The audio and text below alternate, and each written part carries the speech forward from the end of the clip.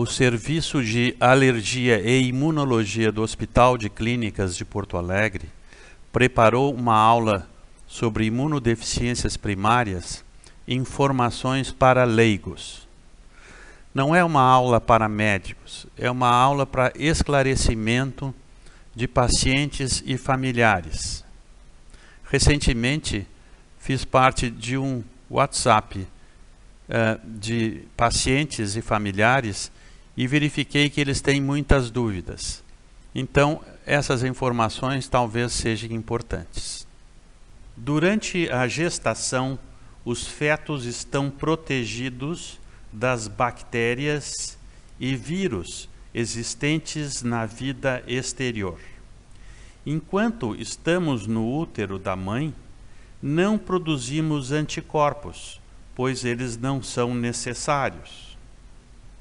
Quando nascemos, levamos os anticorpos da mãe, especialmente a imunoglobulina G, a IgG. Ela irá nos proteger durante os primeiros meses de vida. Quando iniciamos a vida, encontraremos as bactérias, os vírus e os parasitas, e aí precisaremos nos defender.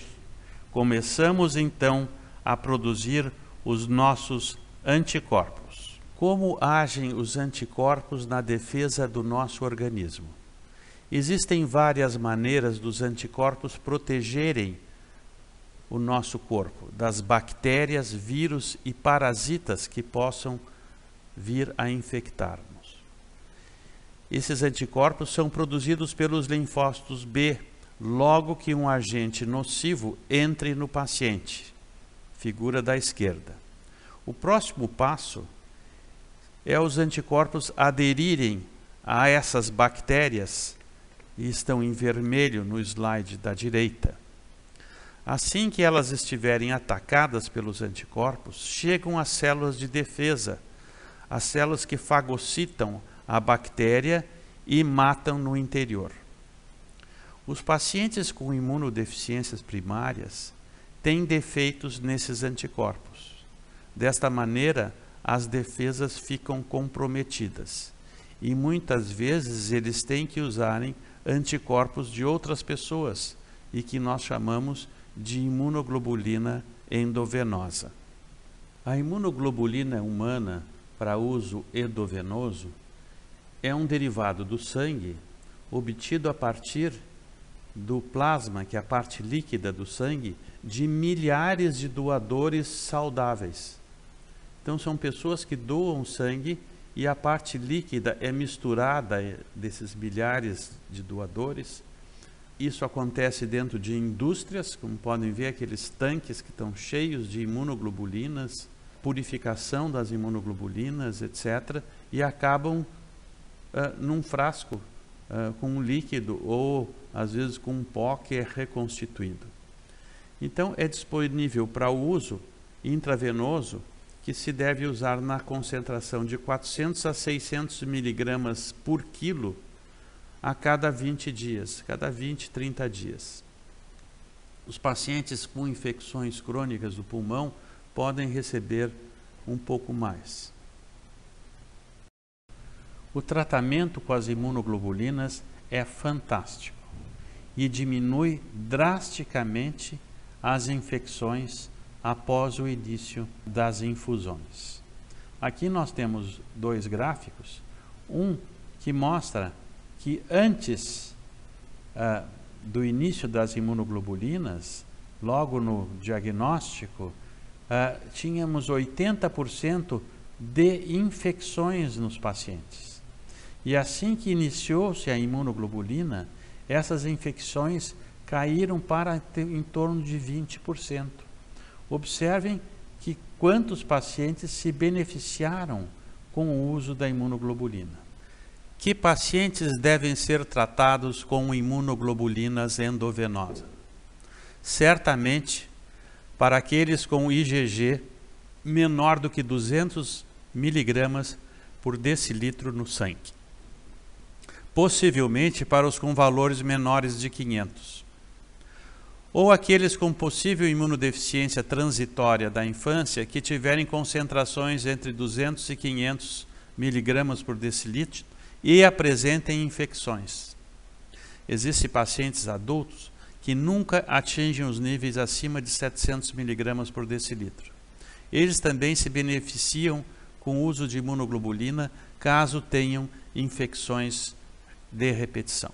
Uma pergunta que deve vir à mente de muitos é: qual o nível de IgG que devemos ter no sangue para proteger o nosso organismo? A dosagem deve ao menos ter 500 miligramas por decilitro em amostra de sangue antes da próxima infusão. Para uma proteção maior em casos de pneumonias, pode ser necessário manter a concentração sanguínea entre 700 a 1000 miligramas por decilitro, que é o que eu recomendo mais. Os pacientes com inflamação crônica dos pulmões, bronquiectasias, devem ser os que alcançam níveis mais altos, que a gente tem que chegar, quem sabe, a 1000, 1200 miligramas por decilitro. O seu médico irá solicitar inicialmente a cada 3 meses uma dosagem de IgG, IgA e IgM. Faça sempre próximo da infusão, para ter um valor mais fiel. Procure estar sempre acima dos níveis desejados. Melhor ainda se for acima de 700 miligramas por decilitro no sangue. No caso de infecção aguda do tipo pneumonia ou diarreia muito importante, podemos infundir temporariamente uma concentração maior, de 800 a 1000 miligramas por quilo. Qual a imunoglobulina que irá aumentar com a infusão endovenosa? No produto imunoglobulina humana endovenosa, temos praticamente só o anticorpo de classe IgG. Portanto, somente a IgG é que irá aumentar com o uso das infusões. Não espere que os outros anticorpos, como a IgA ou a IgM, vão aumentar. As grávidas podem fazer infusões? Certamente. Como a IgG materna é que irá proteger o bebê após o nascimento, devemos aumentar a infusão em cerca de 30% da concentração do produto nos 3 últimos meses da gestação de uma imunodeficiente. Considerações gerais sobre a administração da imunoglobulina endovenosa. A imunoglobulina costuma ser um líquido denso. Pré-aquecer o frasco até a temperatura corporal, ou em torno de 35, 37 graus, para deixá-la menos densa. Não infundir após tirar o frasco da geladeira. Desprezar a solução reconstituída caso ela esteja turva ou com depósitos, ou seja, não vamos usar uma imunoglobulina que não está em condições. Registrar o nome e número do lote do produto em cada infusão. Manter o paciente em observação por 20 minutos após o término da infusão. Isto para que ele não venha a ter uma reação indo para casa, por exemplo. A infusão endovenosa deve ser lenta. Esse é o segredo para o sucesso. A enfermagem poderá acertar a velocidade de acordo com a bula do medicamento ou com as informações a seguir. Pacientes gravemente infectados podem ter mais reações à infusão. Muitas vezes devemos administrar antibióticos 4 dias antes de iniciar as infusões. Guardar sempre a imunoglobulina na geladeira na temperatura adequada. Efeitos adversos ou indesejáveis da infusão de imunoglobulinas. As principais reações são dor de cabeça, febre, calafrios, náuseas, dor muscular, às vezes uma dor nas costas, falta de ar e mal-estar geral. A velocidade de infusão costuma ser culpada de muitas dessas reações. Preste atenção. Caso o paciente tiver calafrios e dor de cabeça, temos que suspender por 60 minutos a infusão, fazer a hidratação, tomar água e depois reiniciar lentamente no caso de reações. As reações adversas sérias, elas são raras, menos de 1%. Outras reações que podem acontecer é dor nas juntas, salivação aumentada, sonolência, sensação de frio, isso já foi dito, vermelhidão na pele, hipotensão ou hipertensão, palpitação, tosse seca, respiração rápida e vômitos. Isso é raro. As reações alérgicas mais frequentes incluem a urticária, o angioedema, que é edema dos olhos ou dos lábios, dor de cabeça, rubor facial, fico vermelho e falta de ar. Outras reações podem acontecer, mas também são raras. Realize a medicação endovenosa sempre com acompanhamento de enfermagem ou de médico. A imunoglobulina subcutânea pode ser administrada em casa, pela família, desde que tenha sido treinada para a infusão. A subcutânea praticamente não dá reações. Pré-medicação. Pré-medicação via oral. Os pacientes adultos podem fazer uso do paracetamol 750 mg e de um antihistamínico, tipo a loratadina 10 mg, 1 hora antes da infusão. Aconselha-se que estejam bem hidratados, tomando líquidos 1 hora antes do início. Medicação parenteral. Isto é só para enfermagem em casos de necessidade. Hidrocortisona 200 mg endovenoso, 1 ampola nas reações alérgicas. Adrenalina 0,3 ml intramuscular ou subcutânea em casos de alergia. Meperidina 25 mg intravenoso, lentamente se houverem tremores. Dipirona, 1 ampola para febre. Ondansetrona, 1 ampola intravenosa lenta, se náuseas e vômitos. Para as crianças, as dosagens devem ser adequadas. Infusão endovenosa. Velocidade de infusão lenta, especialmente nas primeiras aplicações e sempre com bomba de infusão.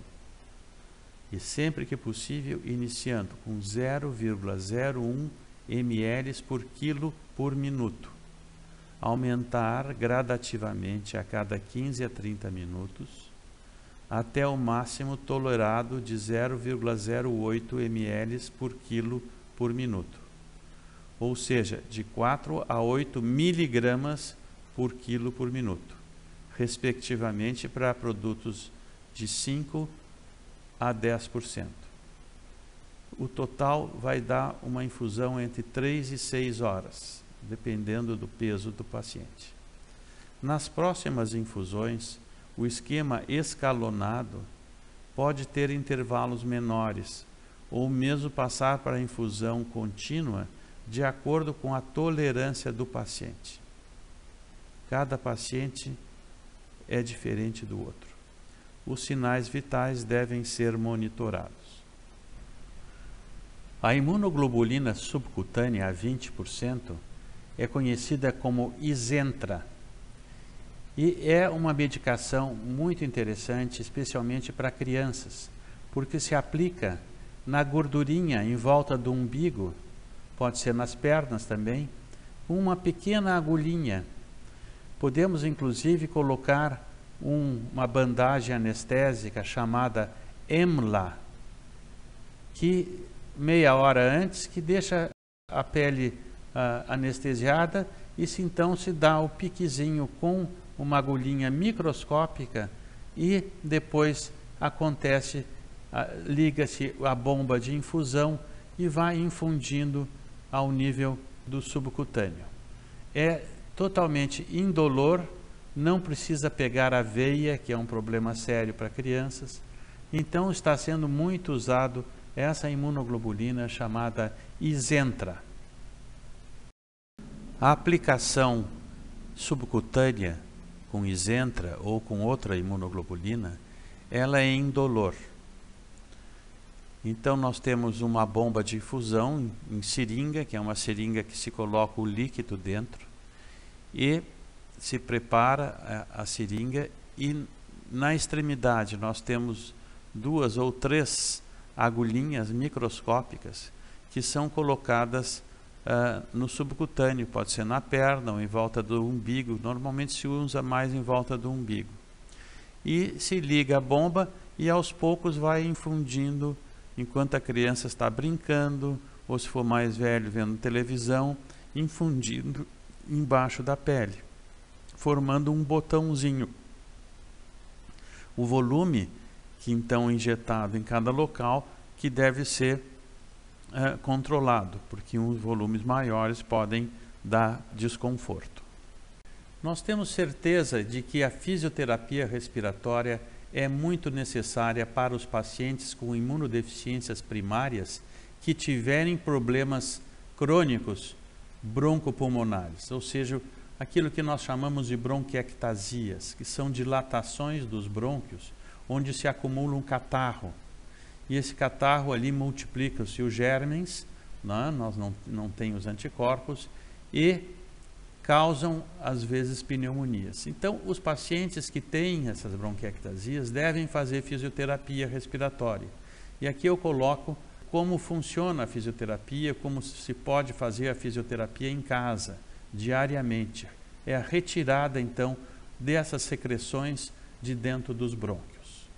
Pode ser feito por intermédio dessa bombinha chamada flutter, que é simplesmente um aparelhinho que se assopra e aí as secreções vão se mobilizando até que a tosse venha e se consiga expectorar. Então, esse é um aparelho que deve custar não mais do que R$100, que pode ser comprado nas lojas de aparelhos médicos ou essas ortopedias, né? Se compram até pela internet, quem sabe, podem comprar o Flutter. Realizem fisioterapia respiratória diariamente nos seus filhos. Vamos aqui mostrar a fisioterapia respiratória utilizando uma garrafa, dessas garrafas PET, né? E um canudo, de preferência um canudo um pouquinho mais grosso. Essa faz o papel do Flutter, só que esse se faz em casa, baratíssimo, não precisa se gastar nada, não é mesmo? Então, é para mobilizar as secreções de dentro do pulmão das bronquiectasias. Vocês podem ver o que é a bronquiectasia na figura abaixo, né? Os brônquios que estão gordos, né? Aquilo é a dilatação dos brônquios e ali se acumulam secreções e como os pacientes não têm às vezes anticorpos, as bactérias crescem aí e formam o catarro, né? E que pode às vezes levar a pneumonias. Então, limpem os brônquios diariamente, ou com Flutter, ou com esse método simples, caseiro, da garrafa com o canudo. As imunodeficiências primárias são um grupo de doenças caracterizadas por infecções. Infecções contínuas, recorrentes e às vezes não usuais, afetando diversos locais do organismo, sendo muitas com predisposição genética. Elas podem surgir logo após o nascimento, mas também pode acontecer ao longo da vida, não necessariamente só quando somos crianças. Podemos ter as deficiências dos anticorpos. São relacionados aos linfócitos B, que são células do sangue que produzem os anticorpos. Podemos ter deficiências celulares, que são de outros linfócitos, chamados linfócitos T. Podemos ter deficiências dos linfócitos T e dos linfócitos B. Podemos ter deficiência das células que fazem a fagocitose, ou seja, que digerem as bactérias no interior. E podemos ter deficiências do sistema do complemento, que é um sistema enzimático que neutraliza as bactérias e os vírus. Mas o nosso interesse não é estudar cada uma dessas imunodeficiências, mas falarmos de generalidades, do que os pacientes precisam conhecer sobre as imunodeficiências e o seu tratamento. Metade das imunodeficiências primárias são devido à falta de anticorpos. são as imunodeficiências que nós chamamos de humorais. Humorais porque estão nos humores, está no líquido, está no plasma, no sangue. Não existem anticorpos ou existem poucos anticorpos. As imunodeficiências combinadas, em vermelho, elas são mais graves, elas têm deficiências do linfócito T e B, então elas também têm defeitos de anticorpos. As deficiências celulares são mais raras, assim como as da fagocitose e do complemento. Mas lembramos que as humorais, a defeitos dos anticorpos, são os mais frequentes.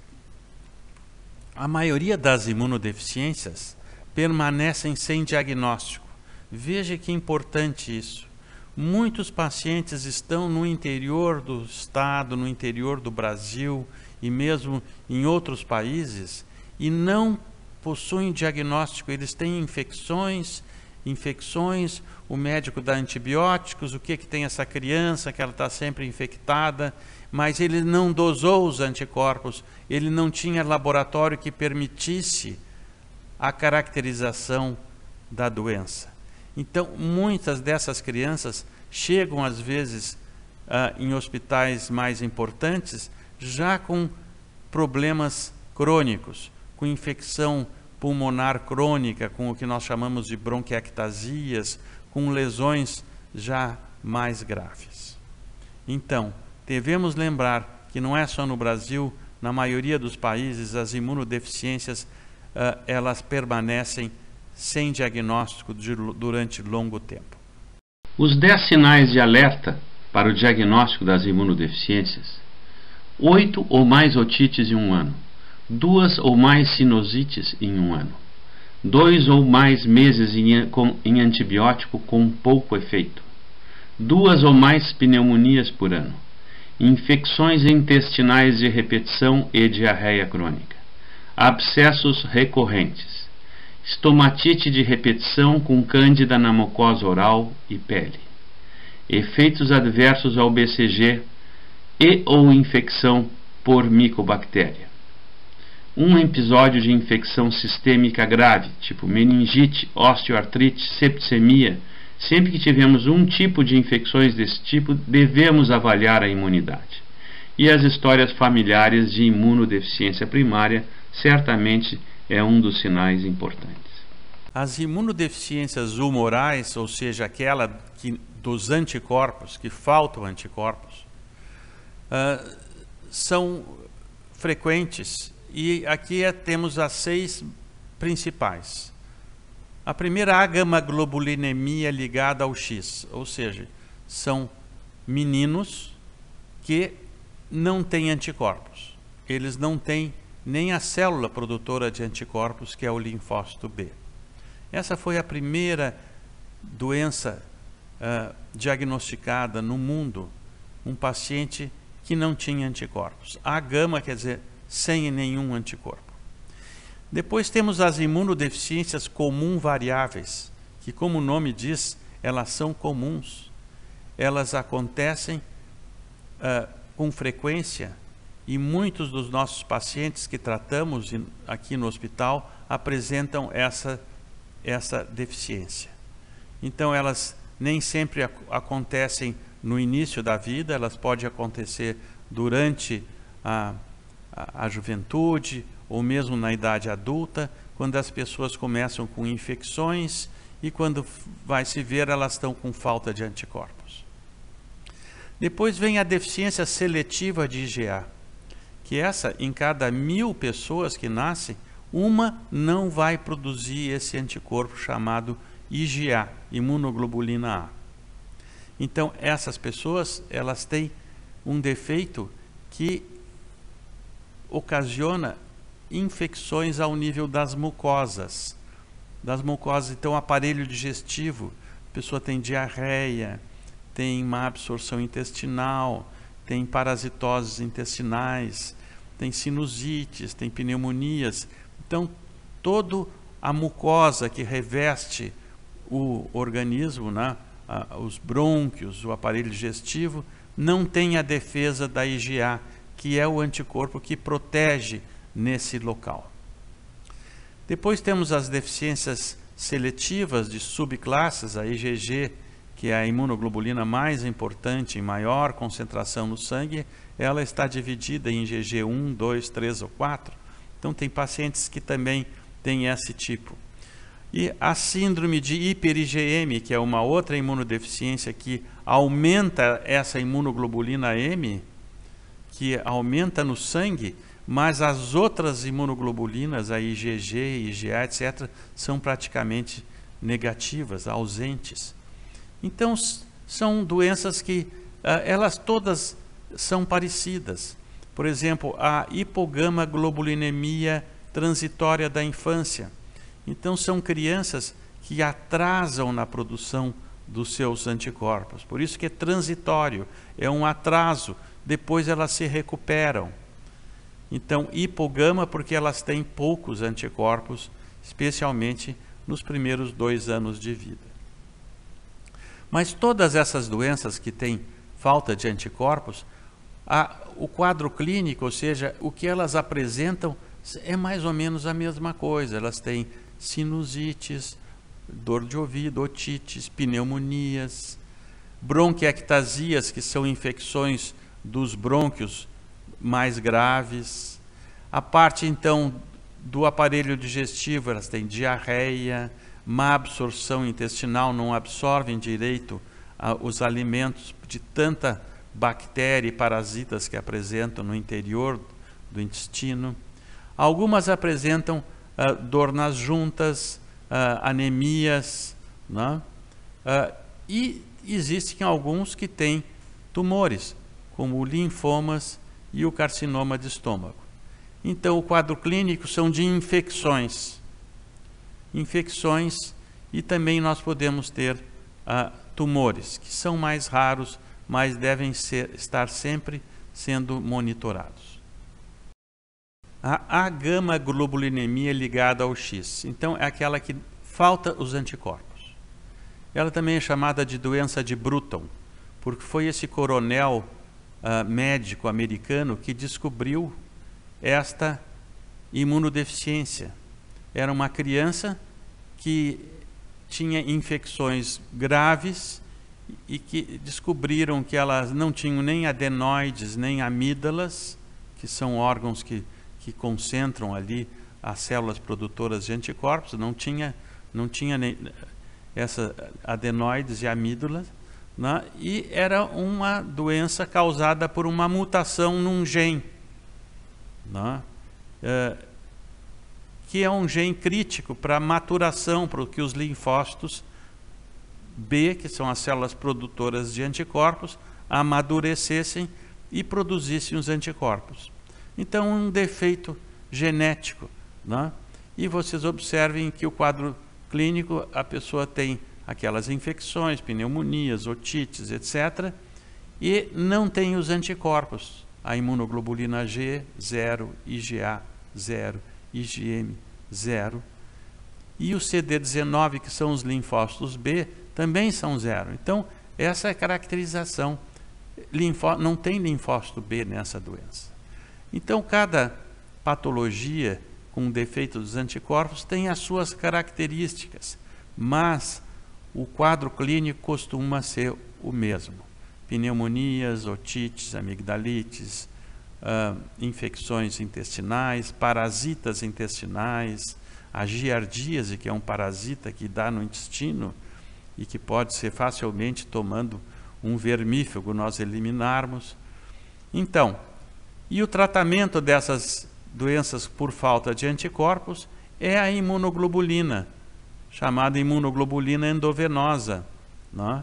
Que nada mais é do que a IgG de muitos doadores e que é injetada na veia mensalmente ou subcutânea para tratar esses pacientes. Além disso, nós devemos dar volta e meia nas infecções antibióticos e sempre complementar com as vitaminas, que são necessárias também nesses pacientes.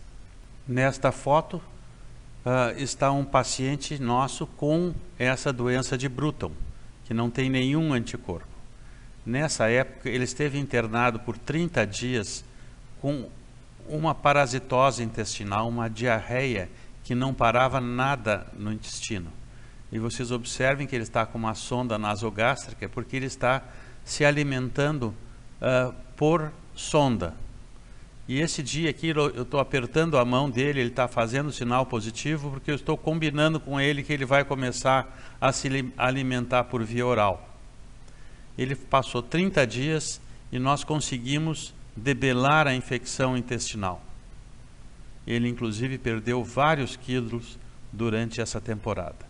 E ali está o painel de genes dele, que a BTK, a segunda da esquerda para a direita, é o gene que ele tem uma mutação, uma alteração.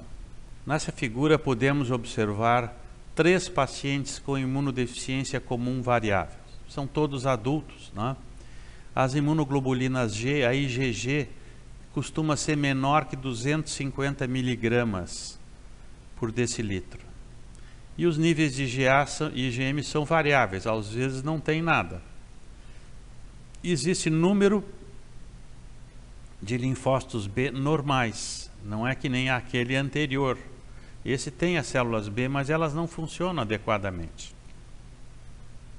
E eles também não produzem anticorpos contra as vacinas. Então, às vezes, não adianta vacinar esse tipo de paciente, porque eles não produzem os anticorpos. E, novamente, as infecções são respiratórias, otites, amidalites, às vezes bronquiectasias, que são a dilatação dos brônquios, que faz com que a pessoa teve uma doença crônica de pulmão. O aparelho digestivo também é afetado, como já falamos, diarreia crônica, mal absorção dos alimentos porque não existe IgA. Então tem alguns germes, como a giardia, como Pilobacter, etc., que são mais comuns no intestino desses pacientes, né? E esses pacientes às vezes apresentam câncer gástrico. É raro e nós temos que monitorar, fazendo a cada 2 anos, uma endoscopia do estômago para verificar essa possibilidade. Além disso, eles têm o que nós chamamos de hiperplasia linfóide na mucosa do estômago e do intestino. Observem ali em vermelho uma endoscopia e que existe umas bolinhas no estômago. Aquilo ali são folículos cheios de linfócitos, mas embora não funcionam, não adianta. E isso é o início, às vezes, de reações que podem levar aos tumores, ao câncer gástrico. Aqui podemos observar a imunodeficiência seletiva de IgA. Ou seja, a pessoa não tem a molécula de IgA, que é aquele, parece 2 Y unidos, né? É a molécula de IgA. Essa molécula é produzida pelos linfócitos B e ela se aloja dentro da mucosa. Vocês observem ali o lúmen, ou seja, a luz do intestino à direita, né? E a imunoglobulina dentro ali das células. Ela passa pelas células e vai formar um tapete, né, em torno da mucosa, ou seja, o estômago, o intestino fica atapetado com um tapete de IgA. Então as bactérias que chegam aí não conseguem passar esse tapete, e então a IgA é o principal defesa do organismo ao nível das mucosas dos seios da face, as mucosas dos brônquios, né? Tudo é coberto por essa superfície mucosa e que a IgA forma esse tapete. Nos pacientes que não têm IgA, então nós temos um problema, porque as bactérias e os vírus, elas entram no organismo com uma facilidade, né? Porque não tem esta proteção. Então, os pacientes com deficiência somente da IgA, eles são muito comuns. É entre 1 para 800 pessoas, 1 para 1000 pessoas, né, que nunca vão produzir essa imunoglobulina, esse tipo de anticorpo. Então, as outras imunoglobulinas são normais. Existem, às vezes, associação com alergias. As pessoas têm sinusite alérgica, rinite, asma. Naturalmente, doenças gastrointestinais, porque elas não têm o tapete de IgA. Bronquiectasias, que são essas dilatações dos brônquios e que acumulam catarro, e a pessoa então tem doença pulmonar crônica, né? Então, muitas vezes essa imunodeficiência passa desapercebida. A pessoa tem de vez em quando infecções, mas não é tão frequente e passa desapercebido e não é uma deficiência muito grave. Agora tem uma coisa, não podemos tratar com imunoglobulina endovenosa, porque todo o sistema imunológico dessa pessoa é normal, ela só não tem a IgA. Se começa a fazer a infusão de imunoglobulina, ela pode ter uma reação alérgica grave. Vamos dar um exemplo de uma paciente que é a Emily, que tinha 10 anos e 7 meses, quando veio ao nosso hospital com uma pneumonia importante e estava com uma otite também. Ela procurou a emergência, tosse, febre, e essa história vinha acontecendo já desde os 2 anos de idade, mas no último mês piorou muito. Vejamos. Aqui está a tomografia da paciente. Observem que o lado esquerdo do pulmão está todo branco, porque ele está com uma grande pneumonia no pulmão esquerdo. E a tomografia à direita, né, observem que praticamente o pulmão esquerdo não se enxerga. Tem um pouquinho de ar, aquela parte preta, na parte superior do pulmão, e o resto está todo esbranquiçado. O pulmão está com a consolidação, né, e extensas dilatações dos brônquios. Então, paciente com uma pneumonia muito grave. A avaliação imunológica da Emily foi a parte de fagocitose, o teste do NBT, etc. A parte esquerda ali, o quadrado esquerdo, todo normal. A única anormalidade que tem a Emily é a IgA menor do que 4 miligramas. Menor do que 4 é a mesma coisa que dizer 0. Então, este é o defeito da menina e que levou àquela pneumonia gravíssima. O resto é tudo normal. Agora, essa outra doença que nós chamamos de hipogama, quer dizer, tem pouco anticorpo, hipogama-globulinemia com hiper-IgM. Então, esses pacientes, eles têm o aumento dessa imunoglobulina, dessa anticorpo chamado IgM, né? Mas ele tem quase a ausência dos outros, da IgG, da IgA. Então, é uma doença assim, muito interessante, porque o que falta nessa doença é uma ajuda. Nós temos ali uma célula chamada célula madura, que é um linfócito T, e ele tem um tracinho que é o chamado CD40 ligante, que é uma ligação com a célula produtora de anticorpos, o linfócito B ou célula plasmática. Então, a célula T madura, ela não dá a ordem para o linfócito B produzir o anticorpo.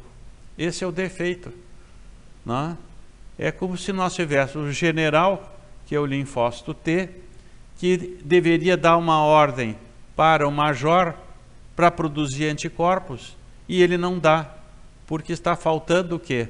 Está faltando um elemento entre os dois, que é a ordem, né, para que o outro cumpra as suas funções.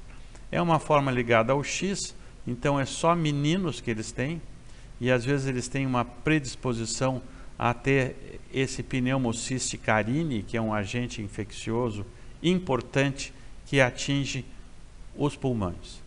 O transplante de medula óssea é a escolha para o tratamento. E então nós estamos ao lado, temos o Taylor, que foi um menino atendido por nós com 3 anos. Ele tinha úlceras na boca, dor abdominal, diarreia imensa, otites, pneumonias. A IgG e IgA praticamente não existiam. Ele foi tratado com imunoglobulina endovenosa e Bactrim por causa do pneumocisto.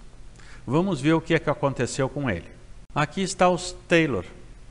Ele era um menininho pequeno, né, que tinha os leucócitos muito baixos, eles não tinham as células maduras na medula óssea, não produzia os anticorpos, tinha essa mutação no gene CD40 ligante, esse que dá a ordem para o linfócito produzir os anticorpos, e nós descobrimos uma mutação, né? Ali onde diz que tem um G, ali deveria ter um A. Isso é a sequência do gene do CD40 ligante. Nós sequenciamos e descobrimos uma pequena mutação, uma letra trocada por outra, causa todo esse problema. Pois o Taylor foi transplantado em 2008 e ele está curado. A imunodeficiência transitória da infância é aquela que eu disse a vocês que acontece nos primeiros meses de vida por um atraso na produção dos próprios anticorpos da criança. Então os anticorpos da mãe, a IgG, diminuem no sangue e quando a criança não produz a IgG própria ou as outras imunoglobulinas. Não produz só transitoriamente. Não?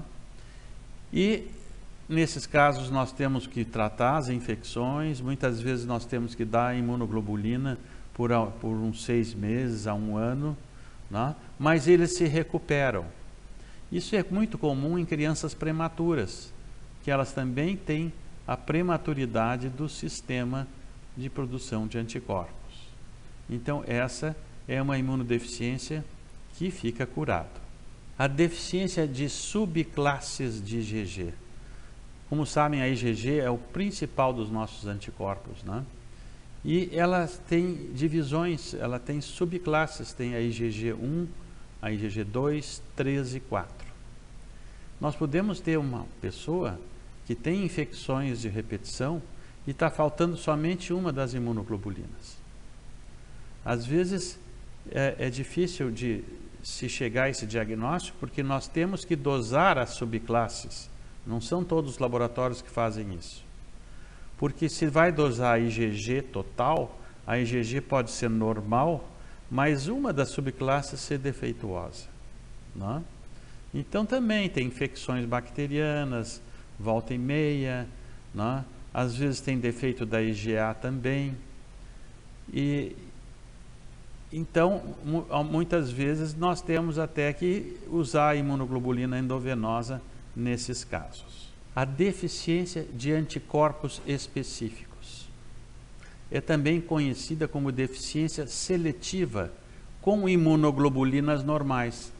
As crianças têm infecções, né? Especialmente da via aérea superior, da garganta, otites, né? Mas vai se dosar a IgG, IgA, e está normal. Por quê? O que está defeituoso são anticorpos específicos, especialmente contra um tipo de germes chamado Streptococcus, né? Que causam essas lesões que vocês estão vendo na garganta e nos lábios. Então, esses pacientes, eles são... nós podemos tratar com antibióticos, eles ficam curados das infecções e em seguida vêm novamente com infecções por Streptococcus.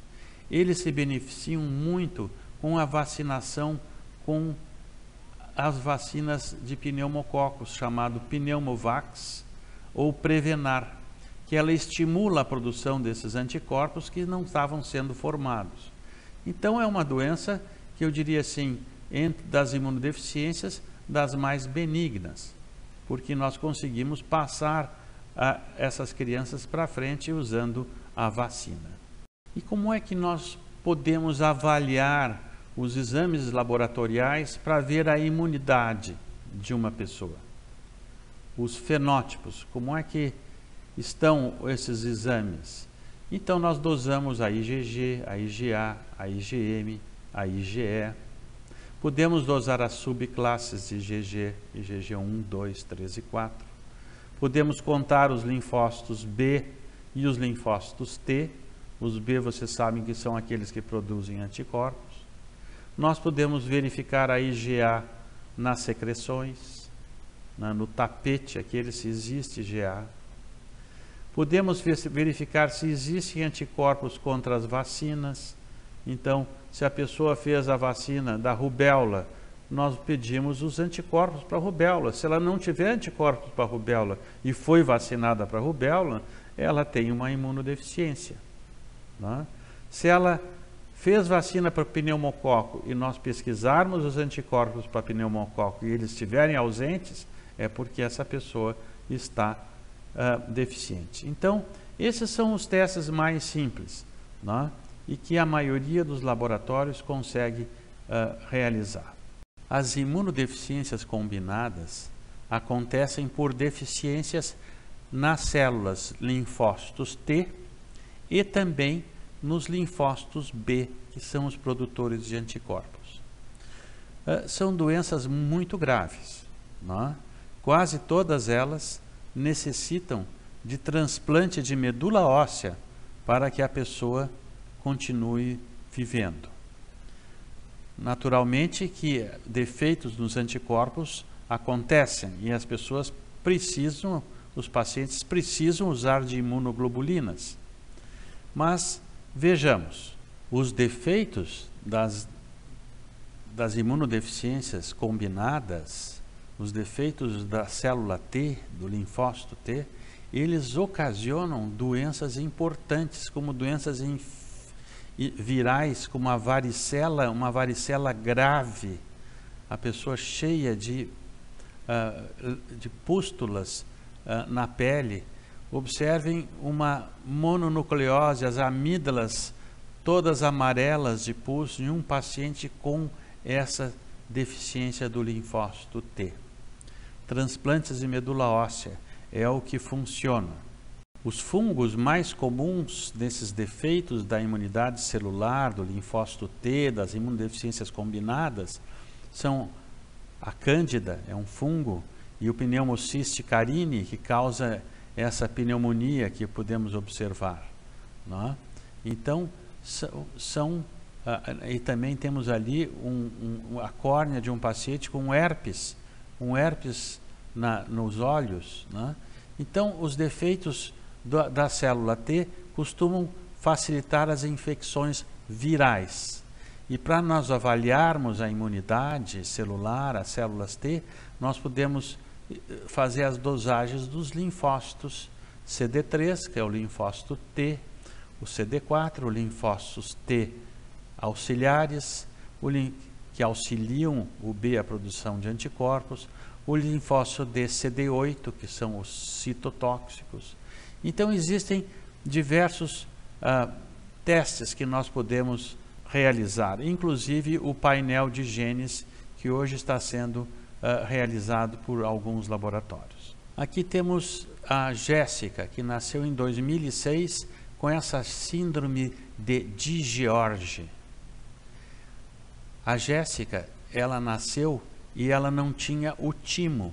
O timo é um órgão que está dentro do tórax, junto aos pulmões, e que é responsável pelos linfócitos T, esses linfócitos tão importantes. Então observem o linfócito T CD3 da Jéssica, só 3 células. O normal é ter 3.000, 5.000. O linfócito CD4, 2 células, CD8, 0. Ela não tem a imagem do timo no raio-x do tórax. Então, uma deficiência importantíssima, e é impossível de viver assim, a não ser que um transplante de medula óssea consiga reverter todas as células T que a paciente não tem. Esta é a imunodeficiência severa combinada. O nome já não é muito fácil, né? É também chamado de SCIDS. imunodeficiência severa combinada.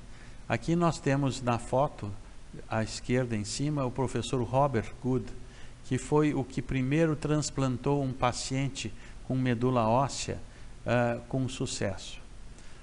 Então, os SCIDs são tratados com transplante de medula óssea. E vocês lembram que aconteceu um filme onde a criança era uma criança com SCID, com uma imunodeficiência severa combinada, que vivia dentro de uma bolha, né? E se alimentava, o ar era protegido, não tinha bactérias, a comida era esterilizada. Então era um filme que reportava um caso que aconteceu mesmo nos Estados Unidos, que a criança morou durante alguns anos dentro dessa bolha. Então esses pacientes têm infecções gravíssimas, gravíssimas, e a única solução é o transplante de medula óssea. A candidíase mucocutânea crônica é uma imunodeficiência específica para a cândida, que é esse fungo. Então observem as unhas desse paciente tomadas pelo fungo, e eles costumam ter cândida pelo pulmão, cândida em todos os lugares. É uma doença muito grave, mas que pode ser tratada e com transplante ou mesmo com antifúngicos de uma maneira não é tão grave que nem os SCIDs. Aqui um paciente nosso do ambulatório com essa candidíase mucocutânea, quer dizer que tem nas mucosas e na pele, e observem o branco, né? São colônias de fungo, as unhas com fungo, a pele, a boca, e eles costumam ter o esôfago também cheio de fungos, causando dificuldades de se alimentar. A ataxia com telangiectasias. A ataxia é a dificuldade de deambular, de se movimentar. Então, esses pacientes que têm essa doença, que é uma doença imunológica, eles têm também telangiectasias, que são aquelas, parecem umas aranhinhas vasculares ali no olho, a gente observa um vermelhinho, né? Então, essas crianças costumam iniciar com infecções e com essas ataxias, não conseguindo deglutir direito, infecções pulmonares, às vezes não tem a IgA. A alfa-fetoproteína, que é uma proteína que se dosa no sangue, que ela é aumentada só nos fetos, esta está elevada nas crianças e nos adultos com essa doença.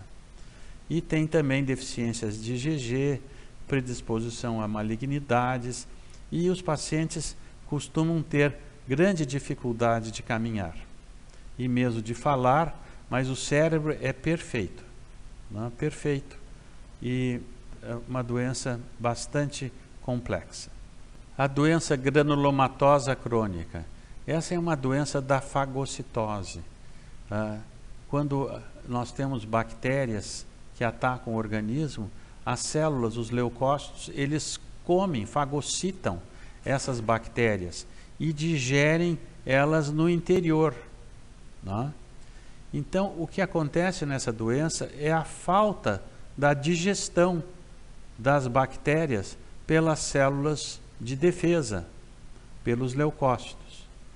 Então, esses pacientes costumam ter infecções importantes, às vezes com bactérias banais, que não fariam mal a outra pessoa, mas nesta que tem o defeito na fagocitose, elas podem ser importantes. Esses pacientes têm, às vezes, pneumonias, eles têm, às vezes, infecções nos ossos, osteomielites, né? Abscessos, né? São muito comuns. E existem dois testes, que é o NBT e o a dihidrorodamina, DHR, que fazem o diagnóstico da doença granulomatosa crônica, que é tratada com antibióticos, com antifúngicos, com gama-interferon e com transplante de medula óssea. E existem defeitos da adesão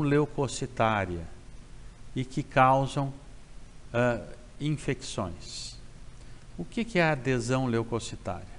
Vocês observem nas figuras um vaso, e dentro desse vaso, à esquerda, tem glóbulos brancos, glóbulos azuis, né, que são as células, os leucócitos.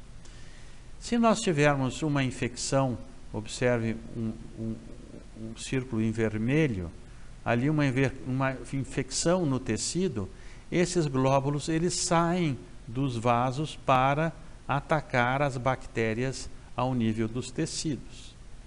O que acontece nessa doença é que os leucócitos não conseguem migrar, passar de dentro do vaso para os tecidos. Então, as crianças com esse defeito, elas têm um aumento grande das células de defesa, os leucócitos, no sangue, mas nos tecidos, quando eles são necessários, eles não conseguem sair dos vasos para defender ao nível dos tecidos, do pulmão, etc. Então, são pacientes que necessitam de transplante de medula óssea para corrigir esse defeito de moléculas de adesão. Aqui temos um pacientezinho que foi visto por nós quando estava na CTI pediátrica. Ele tinha uma pneumonia e foi tratado adequadamente, foi curada a pneumonia, mas ele continuava com 43 mil leucócitos, que não é normal. O normal numa criança é ter 10 mil leucócitos. Então, ele estava com uma leucocitose. E por que isso acontecia? Porque ele faltava a molécula de adesão. As células, os leucócitos, não conseguiam sair dos vasos para o tecido. Ele foi curado da pneumonia, mas foi possível diagnosticar que o Eduardo tinha esta doença. E o que aconteceu? Nós transplantamos o Eduardo, né? E o Eduardo hoje está curado. Ele não tem mais esse defeito. Ele consegue conviver com as crianças, está no colégio e acabou a imunodeficiência dele com o transplante de medula óssea. Aqui está o Eduardo depois do transplante, já mais velhinho, né, brincando seu porquinho. Nessa figura mostra um citômetro de fluxo do nosso laboratório que permite realizar uma série de avaliações da função das células, dos linfócitos, como é que se eles estão sendo ativados, o número deles, se está correto, se a qualidade dessas células é boa. Então, hoje nós podemos fazer por citometria de fluxo e também com outros instrumentos que possuímos, uma quantidade enorme de diagnósticos desses pacientes.